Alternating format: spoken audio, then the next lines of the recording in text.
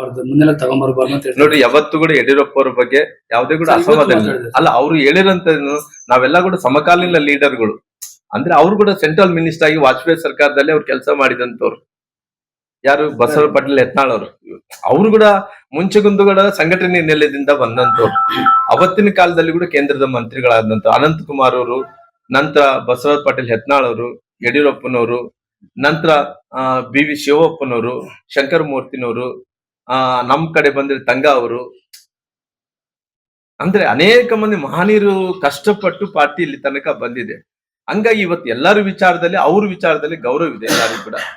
ಹಂಗಾಗಿ ಇವತ್ತು ಪಾರ್ಟಿ ಅನ್ನಂತದ್ದು ಏನು ಹೇಳ್ತದೋ ಅದೆಲ್ಲ ಕೂಡ ಕೇಳ್ಕೊಂಡು ಹೋಗಂತ ಕೆಲಸ ನಾವೆಲ್ಲರೂ ಮಾಡ್ತೀವಿ. ಕಾಂಗ್ರೆಸ್ ಅವರು ನಿಮ್ಗೆ ತುಂಬಾ ಜನ ನಾಯಕರು ಆಹ್ವಾನ ಮಾಡಿದ್ದಾರೆ, ಈ ಬಗ್ಗೆ ಸಾಫ್ಟ್ವೇರ್ ನೋಡಿ, ಅವ್ರಿಗೆ ಪ್ರೀತಿ ಇರ್ಬೋದು, ಅಭಿಮಾನ ಇರ್ಬೋದು. ಇವತ್ತು ಏನೋ ಅವ್ರಿಗೇನೋ ರಾಮ್ಲು ಅಂದ ತಕ್ಷಣನೇ ಒಳ್ಳೆಯವನನ್ನಂತ ವಿಶ್ವಾಸ ಇರ್ಬೋದು, ಒಳ್ಳೆಯವನನ್ನಂತ ಅಭಿಪ್ರಾಯ ಇರ್ಬೋದು. ಹಂಗಾಗಿ ಅವ್ರು ರಾಮ್ಲು ಅವ್ರ ಬಗ್ಗೆ ಒಂದು ಒಳ್ಳೆ ಮಾತುಗಳು ಮಾತಾಡಿರ್ಬೋದು. ಏನ್ ತಪ್ಪೇನಂದ್ ಇದೆಯಲ್ಲ? ಪಕ್ಷಕ್ಕೆ ಸ್ವಾಗತ ಮಾಡಿದ್ರು. ಅಲ್ಲ, ಪಕ್ಷಕ್ಕಂತ ಪೊಲಿಟಿಕಲ್ ಪಾರ್ಟಿ. ನಾವೊಂದು ಪೊಲಿಟಿಕಲ್ ಪಾರ್ಟಿಯಲ್ಲಿ ಇರ್ತೀವಲ್ಲ, ಕೆಲವೊಂದು ಸಂದರ್ಭದಲ್ಲಿ ನಾವು ಕೂಡ ಕರಿತಿರ್ತೀವಿ. ಅವ್ರುಗಳ ಕಾಂಗ್ರೆಸ್ ನಾಯಕರೆಲ್ಲರೂ ಕೂಡ ಬರ್ರಿ ಬರ್ರಿ ಬರ್ರಿ ಅಂತ ಕರಿತಿರ್ತೀವಿ.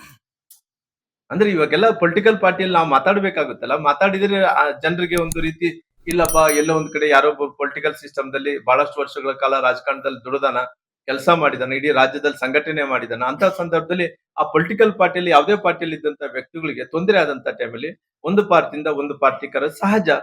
ಅದು ಹೋಗೋದು ಬಿಡೋದು ಅನ್ನೋಂಥದ್ದು ಅದು ಪಾರ್ಟಿ ತೀರ್ಮಾನ ತಗೊಂತ, ನಮ್ಮ ಮನಸ್ಥಿತಿಗೆ ತೀರ್ಮಾನ ತಗೋಬೇಕಾಗುತ್ತೆ.